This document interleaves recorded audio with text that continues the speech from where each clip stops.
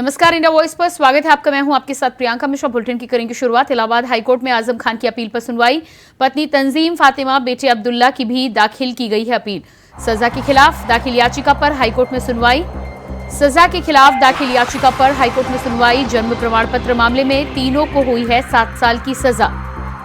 जन्म प्रमाण पत्र मामले में तीनों को हुई है 7 साल की सजा। रामपुर की एमपी एमएलए कोर्ट ने सुनाई तीनों को सजा। वहीं सजा को रद्द करने और जमानत पर रिहा करने की मांग को लेकर हाईकोर्ट में दाखिल याचिका पर होगी सुनवाई।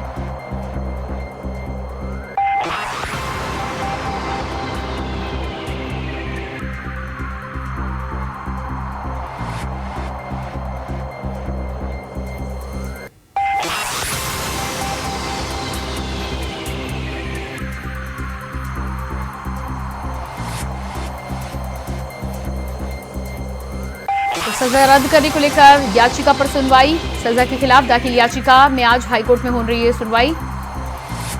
आजम खान की अपील पर आज सुनवाई। देखना होगा कि क्या कुछ फैसला आज इस सुनवाई के बाद निकलकर सामने आता है। रामपुर की एमपी एमएलए कोर्ट में सुनाई गई है तीनों को सजा, जिसको लेकर मामला उच्च कोर्ट में पहुंचा है। सजा रद्द करने को लेकर याचिका पर सुनवाई आज।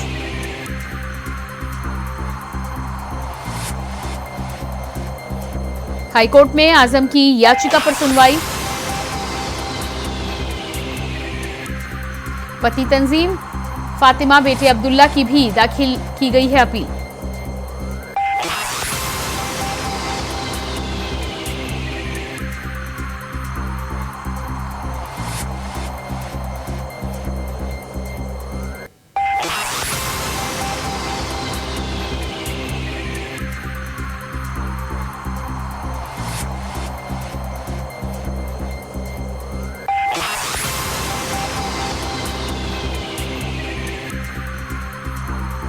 तो हाईकोर्ट में आजम खान की अपील पर सुनवाई आज। इलाहाबाद हाईकोर्ट में आजम खान की अपील पर सुनवाई।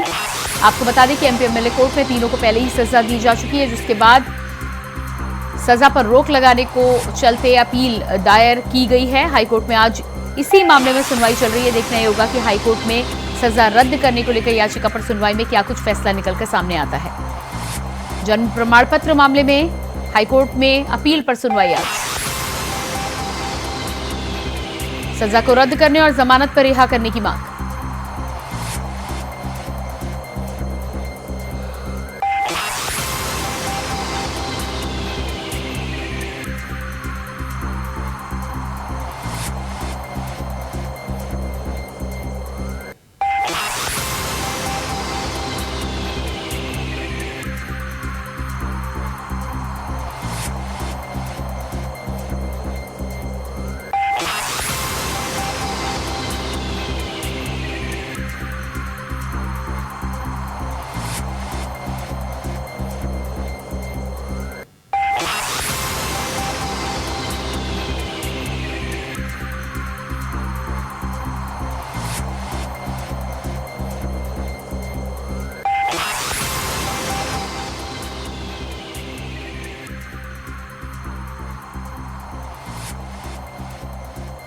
और इसी खबर पर प्रयागराज से हमारे साथ संवाददाता शोएब रिजवी लाइव जुड़ चुके हैं। जी शोएब, जिस तरह से हाईकोर्ट में आजम खान की अपील पर आज सुनवाई होनी है, क्या कुछ उम्मीदें यहां पर आजम खान के द्वारा लगाई जा रही है और कब तक सुनवाई पूरी हो सकती है आज? देखिए, दरअसल इन्हें जो एमपी एमएलए कोर्ट से सजा मिली हुई है उसको चुनौती दी है और जेल में चुके लोग हैं उसकी रिहाई के लिए भी इनकी तरफ से अपील की गई। ये स्पेशल अपील है, कोर्ट में दाखिल की गई है। दरअसल इनके बेटे अब्दुल्ला आजम पर फर्जी मार्कशीट और डेट ऑफ बर्थ से जुड़ा ये मामला है, जिसको लेकर के इनको निचली अदालत में सजा मिली थी। इसी को चुनौती देते हुए इलाहाबाद हाईकोर्ट में न सिर्फ आजम खान की पत्नी और उनके बेटे की तरफ से ये अपील दाखिल की गई है, जिस पर पिछली तारीखों पर भी सुनवाई हुई थी। देश के वरिष्ठ वकील कपिल सिब्बल ने अपना पक्ष रखा था इनके तरफ से वकील के तौर पर। तो कह सकते हैं कि एक हाई प्रोफाइल मामला है। कोर्ट में इसकी जो बहस है वो चल रही है। आज फिर इस मामले पर सुनवाई होनी है। उम्मीद की जा रही है कि अब से कुछ देर बाद इस पर जो सुनवाई होगी, क्या कुछ निर्णय आता है, कोर्ट दोनों पक्षों की सुनवाई सुनने के बाद क्या कुछ फैसला करता है, इसके बारे में जरूर अभी कहना थोड़ा मुश्किल होगा। लेकिन उम्मीद जरूर की जा रही है दोनों पक्षों की तरफ से, जहां आजम खां और उनके परिवार की तरफ से जो ये अपील दाखिल की गई है उसमें अपने पक्ष में उन्होंने उनके वकील की तरफ से काफी दलीलें रखी हैं। आज फिर अपनी बात रखेंगे। वही राज्य सरकार या जो दूसरा पक्ष है उसकी तरफ से ये मामला रखा जाएगा। पूरा मामला दरअसल इनके जो बेटे से जुड़ा हुआ है, जन्म प्रमाण पत्र और मार्कशीट से, जिस पर इनको निचली अदालत में 7 साल की सजा भी हो चुकी है और उसी को ये चुनौती दी गई है जिस पर सुनवाई होनी है। जी बिल्कुल, तो जिस तरह से सुनवाई आज होगी इस पूरे मामले में आजम खान के द्वारा अपील, लेकिन एमपी एमएलए कोर्ट के द्वारा पहले ही सजा दी जा चुकी है। क्या उम्मीद यहाँ पर आजम खान के वकील और आजम खान की तरफ से लगाई जा रही है? हाईकोर्ट से किस तरह का फैसला सामने आ सकता है? देखिए, इन्होंने राहत के लिए ही कोशिश की है। उनके जो वकील है उनकी तरफ से जो प्रेयर है उसमें न सिर्फ जो उन्हें निचली अदालत में सजा मिली उसको रद्द करने की मांग की है, साथ ही साथ ये भी डिमांड की गई है चूंकि वो जेल में है तो उन्हें बेल में मिले, यानी उनको रिहा किया जाए। इस तरह की अपीलें की हैं और उसी पर ये सुनवाई हो रही है, जबकि दूसरा पक्ष इस पूरे मामले में अपना पक्ष रखेगा। फिलहाल कोर्ट दोनों पक्षों को सुनने के बाद क्या निर्णय करेगा इस बारे में कहना उचित नहीं है, लेकिन ये जरूर है उम्मीदें लगा रखी हैं। चूंकि राजनीतिक तट के व्यक्ति हैं आजम खां और लोकसभा का चुनाव इस वक्त चल रहा है, इसलिए ये भी समझा जा सकता है उनकी छटपटाहट भी, क्योंकि ऐसे माहौल में जब वो राजनीतिक रूप से सक्रिय रहते थे, फिलहाल वो जेल में हैं और इस मामले में अब वो बेल की भी कोशिश कर रहे हैं कि उनको बेल मिले ताकि वो बाहर आ सकें। और उसके अलावा जो उन्हें निचली अदालत से सजा मिली है, उनके परिवार के लोगों को 7 साल की सजा मिली है, उससे भी राहत मिल गई। लेकिन जो उनके वकील के तर्क हैं वो कितने कारगर होंगे, कोर्ट उस पर क्या निर्णय सुनाएगा, इस बारे में जरूर इंतजार करना पड़ेगा, क्योंकि अभी भी इस मामले में बहस चल रही है। यानी आज भी इस मामले में अपना पक्ष रखा जाएगा, उसके बाद कोर्ट क्या निर्णय सुनाता है इसको इंतजार करना पड़ेगा। जी बिल्कुल, तो जिस तरह से इंतजार की आप बात कर रहे हैं, कोर्ट में सुनवाई क्या शुरू हो चुकी है और कब तक ये सुनवाई जारी रहेगी, इस बारे में कोई जानकारी, कोई इनपुट आप तक पहुंचा है अभी तक? देखिए, मैंने कहा चूंकि लिस्टिंग में ये मामला है, इनकी जो कोर्ट की एक प्रक्रिया है उसके तहत केसेस की सुनवाई होती है। आज इनकी लिस्टिंग में है, समय है, अब से कुछ देर बाद इस मामले में इनकी सुनवाई होनी है और उसके बाद ही ये तय हो पाएगा कि दोनों तरफ से क्या अपनी दलीलें रखी जाती है और उसके बाद कोर्ट इस पर क्या निर्णय करता है, फैसला सुरक्षित करता है, ये सुनवाई के बाद ही तय होगा।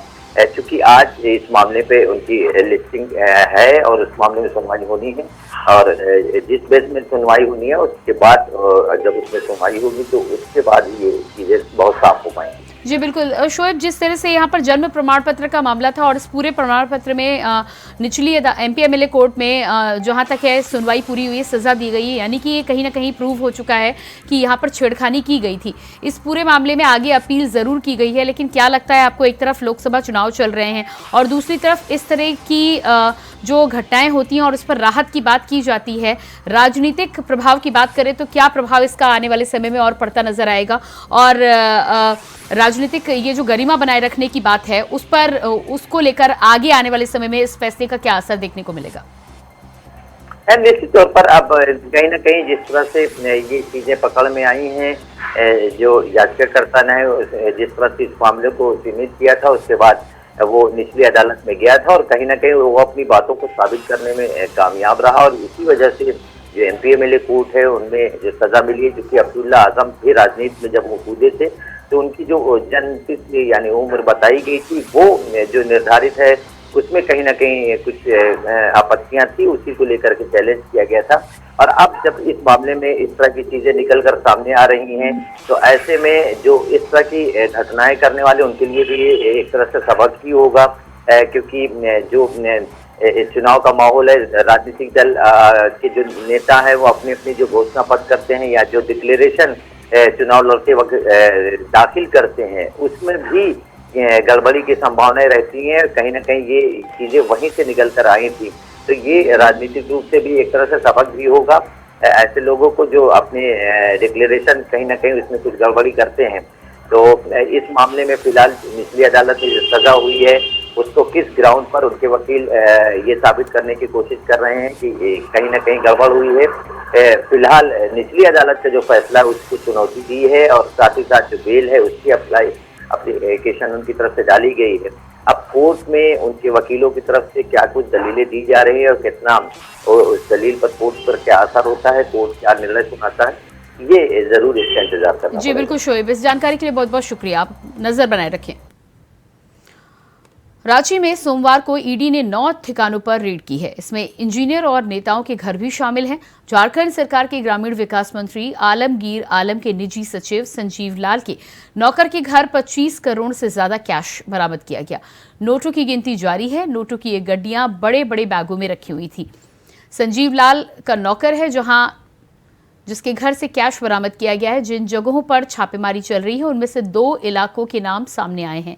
यह है धुरवा का सेल सिटी इलाका और बोड़िया मोहराबादी रोड। सूचना है कि ईडी आज जिनके यहाँ छापेमारी कर सकती है उन सब के तार चीफ इंजीनियर रह चुके हैं। वीरेंद्र राम से जुड़े ये तार बताए जा रहे हैं। वहीं वीरेंद्र राम मामले को लेकर ईडी ने कार्रवाई की है। रांची के सेल सिटी में पथ निर्माण विभाग के इंजीनियर विकास कुमार के घर पर छापेमारी चल रही है। झारखंड में कई जगहों पर ईडी की रेड। मंत्री के नौकर के घर 25 करोड़ रुपए की बरामदगी अभी तक की गई है।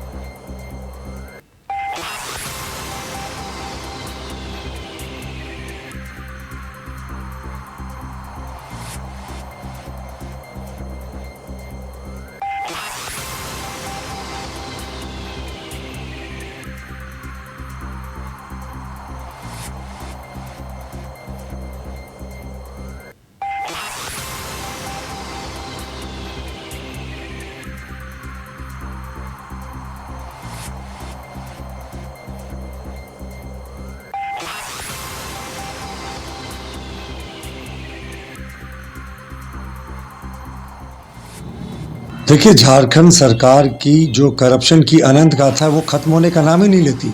अभी कुछ ही दिन पहले कांग्रेस के एक सांसद के घर और आवास से और उनके कार्यालय से 350 करोड़ कैश की बरामदगी हुई थी। जो खान सचिव है उनके यहाँ 20 करोड़ की बरामदगी हुई। मुख्यमंत्री के नज़दीकी सहयोगी हैं पंकज मिश्रा, उनके घर भी 10 करोड़ से ज़्यादा उनके एसोसिएट्स के यहाँ से बरामदगी हुई थी। और अब मंत्री आलमगीर आलम के निजी सचिव के घर से अभी तक मीडिया की रिपोर्ट के अनुसार 25 करोड़ से ज़्यादा की रिकवरी हो गई और ये गिनती जारी है।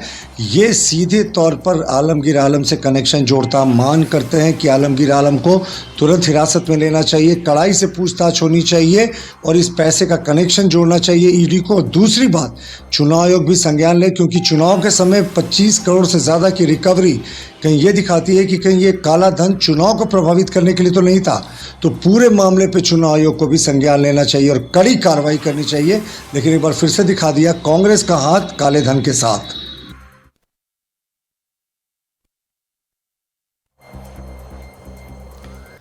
तो रांची में 9 जगह पर ईडी की रेड पड़ी है।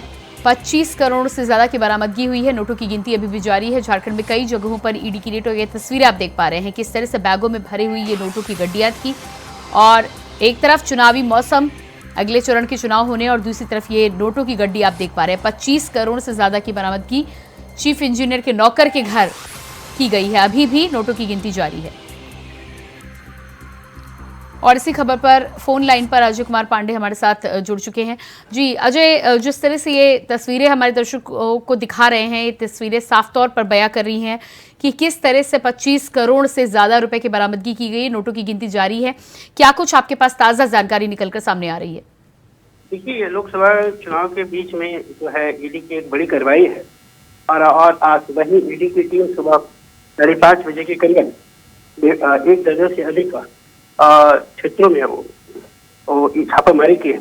आप देख सकते हैं कि रांची के मोहराबादी जो पौष इलाका है, वहाँ जो ग्रामीण विकास मंत्री के निजी सचिव हैं, उनके यहाँ 25 करोड़ से अधिक कैश बरामद हुआ और नोटों की गिनती अभी भी जारी है।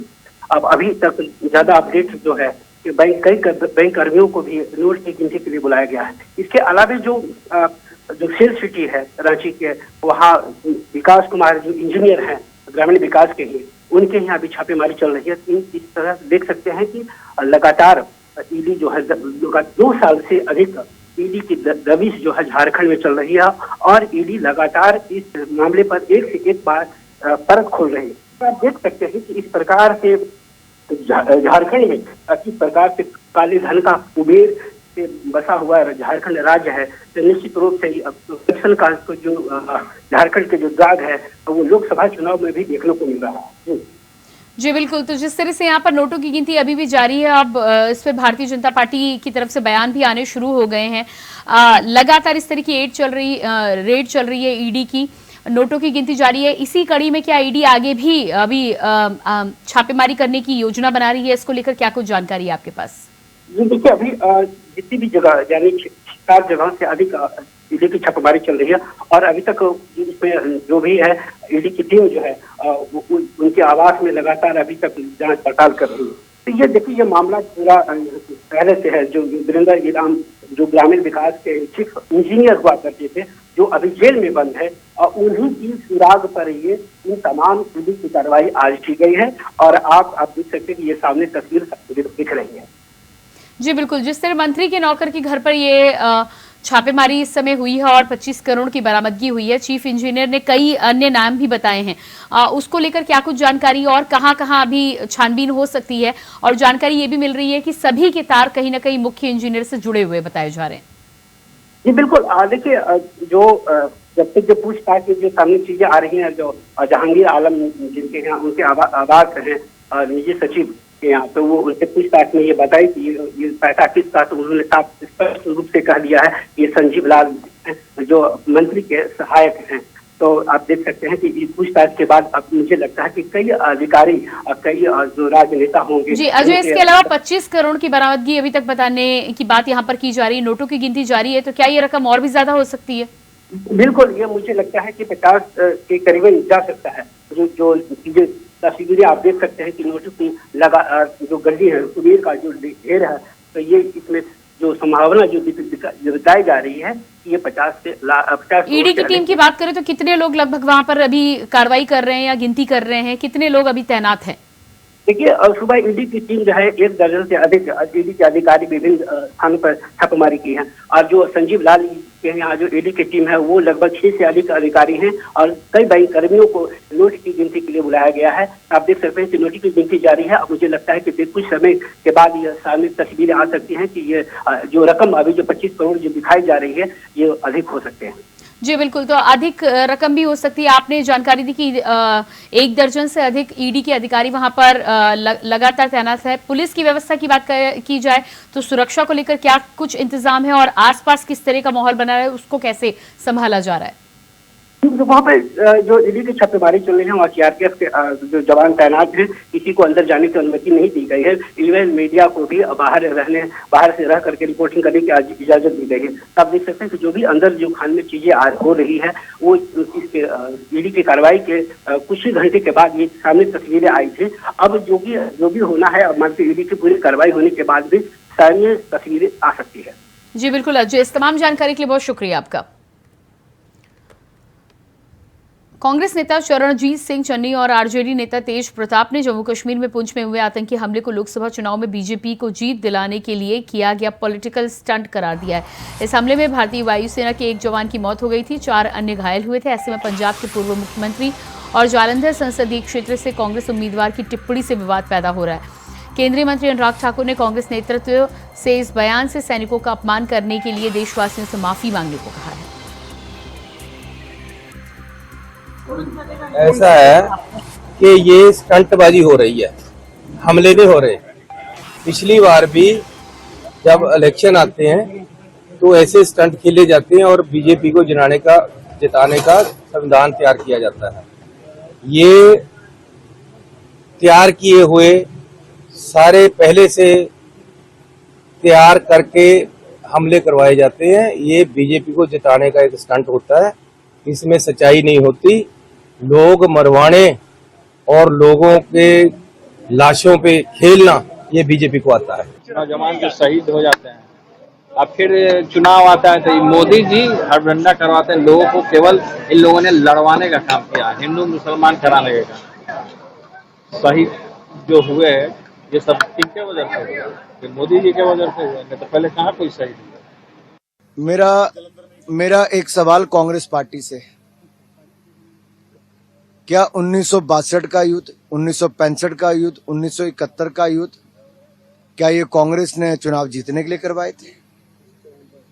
इससे घटिया बयान जिसपे कांग्रेस पार्टी के राष्ट्रीय अध्यक्ष को माफी मांगनी चाहिए, सोनिया जी और राहुल गांधी जी को माफी मांगनी चाहिए, देश से माफी मांगनी चाहिए। हमारी सेना का अपमान करते हैं। अरे जब अतिक्रमण करने का प्रयास चीन ने किया डोकलाम में, तब हमारी सेना ने मुंह तोड़ जवाब दिया। तब राहुल गांधी जी कहां थे? चीन के डिप्लोमेट्स के साथ बंद कमरे में न जाने क्या क्या तैयारी कर रहे थे, देश को बताएं क्या कर रहे थे। और जब एयर स्ट्राइक और सर्जिकल स्ट्राइक भारत के सैनिकों ने की, तो उसके लिए कांग्रेस और विपक्ष के लोग कहते रहे कि फर्जी एयर स्ट्राइक है, हुआ ही नहीं। ये हमारी सेना की काबिलियत पर प्रश्न चिन्ह उठाते हैं। और आज एक और ऐसा घटिया बयान ये तो दिया ही, इसके अलावा 26/11 के हमले पर जिस तरह का बयान महाराष्ट्र से आया है, एक और निंदा करने वाला है। माफी उनको मांगनी चाहिए। मैं सवाल इस पे आता है कि कांग्रेस पार्टी कितना गिरेगी, कितने हल्के बयान देगी। क्या कांग्रेस चुनाव जीतने के लिए अब हमारे वीर सैनिकों को भी अपमान करेगी, हमारी सेना को परमाणु हथियार खत्म करने के लिए मजबूर करेगी, भारत को कमजोर करने की बात करेगी, जाति और क्षेत्र के नाम पे देश को बांटने का काम कांग्रेस करेगी। और यही नहीं, कांग्रेस तो अब ये भी मन बना रही है, और मैं 8 दिन से कांग्रेस पार्टी से पूछ रहा हूं कि देश को हल्फनामा देकर बताएं कि क्या स्त्री धन सुरक्षित है, रहेगा कि नहीं रहेगा अगर उनकी सरकार आएगी तो। उन्होंने कहा है कि वो एक सर्वेक्षण करवाएंगे, आपके परिवार में कितनी संपत्ति है, आपके कितनी संपत्ति है, आपके कितने गहने क्या संपत्ति है, तो बताएं क्या बहनों के मंगलसूत्र गहने सब गिने जाएंगे, क्या उनकी कान की बालियां और सारे सेट गिने जाएंगे। उनका नाम चरणजीत सिंह चन्नी है, उनका दिमाग घास चरने गया हुआ है। एक पूर्व मुख्यमंत्री को इस तरह की घटिया बात करना शोभा देता है? देश के जवानों पे, सेना के जवानों पे, एयरफोर्स के जवानों पे घटिया राजनीति ये कांग्रेसी पार्टी कर सकती है उसी के संस्कार में। इनको जब सेना का चीफ गली का गुंडा लगता है, तो ये जवानों की शहादत पे ये राजनीति नहीं करेंगे तो क्या करेंगे? ये बीजेपी के खून और संस्कार में नहीं है।